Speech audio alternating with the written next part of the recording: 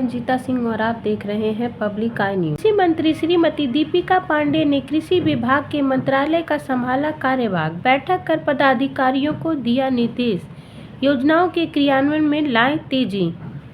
कृषि ऋण माफी योजना, कृषक मित्रों का मानदेय बढ़ोतरी, ब्लॉक स्तरीय कार्यक्रम, जल जीवनोद्धार योजना, बीज ग्राम का पुनरुद्धार, उर्वरक की बिक्री पर रोक, वर्षा तथा contingency plan, custom hearing centre का संचालन, मुख्यमंत्री सुखाई राहत योजना के अंतर्गत लंबित भुगतान, लैंपस पैक्स के कार्यकलापों के संबंध में। अब खबरें विस्तार से। झारखंड सरकार के कृषि पशुपालन एवं सहकारिता विभाग का कार्यभार संभालने के उपरांत माननीय मंत्री श्रीमती दीपिका पांडे सिंह ने सक्रिय और दूरदर्शी दृष्टिकोण के साथ कई महत्वपूर्ण निर्देश दिए।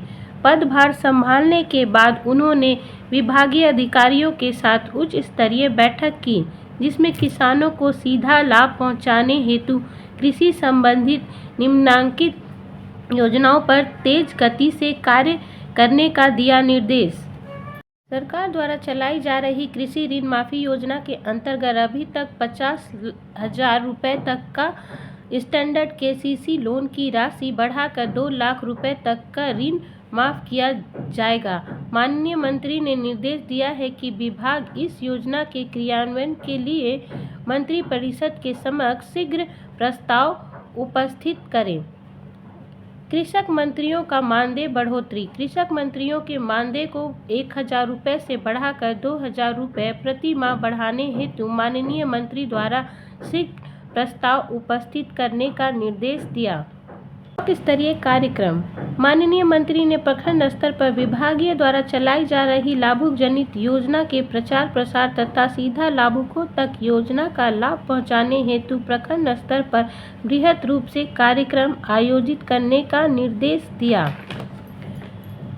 तालाब जीर्णोद्धार योजना, इस योजना के अंतर्गत तालाबों की संख्या बढ़ाने तथा वर्तमान पर्कुलेशन टैंक में संशोधन करने का सुझाव दिया, जिससे योजना की सफलता क्रियान्वयन में गति लाई जा सके। बीज ग्राम का पुनरुद्धार, माननीय मंत्री ने बीज ग्राम के पुनरुद्धार के संबंध में निर्देशक कृषि को आवश्यक निर्देश देते हुए कहा है कि पूर्व में चलाए जा रहे बीज ग्राम को फिर से एक्टिव करने के लिए आवश्यक कार्य योजना तैयार की जाए, जिसके अच्छे कार्य करने वाले बीज ग्रामों की सेवा के लिए जा सके। उर्वरक की बिक्री पर रोक, माननीय मंत्री ने कृषि निदेशक को निर्देश दिया है कि उर्वरक का नित्य दर से ऊंचे दर पर बिक्री किए जाने पर रोक लगाई जाए। साथ ही नकली उर्वरकों की बिक्री रोकने पर भी सख्त कदम उठाए जाएं।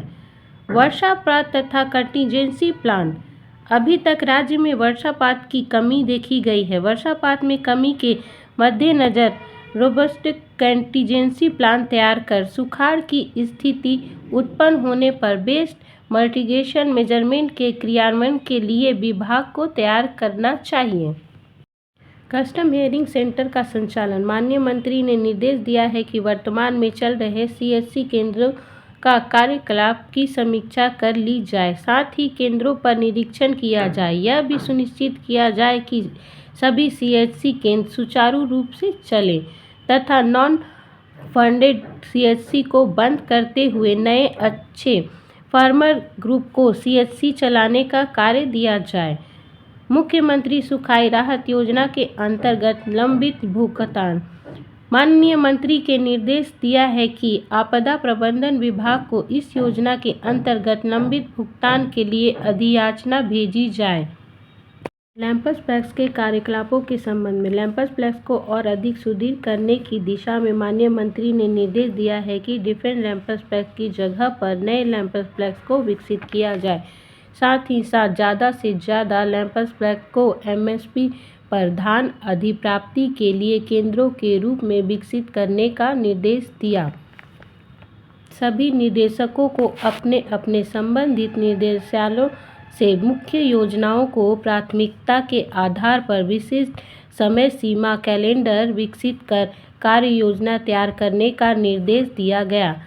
साथ ही निर्देश दिया गया कि योजना के क्रियान्वयन में स्थिरता बर्दाश्त नहीं की जाएगी। किसानों को सीधे लाभ पहुंचाने, प्रणालीगत योजना बनाने और जमीनी स्तर की भागीदारी पर उनके ध्यान केंद्रित करने से किसानों के जीवन को सुधारने और सतत कृषि विकास सुनिश्चित करने का निर्देश दिया।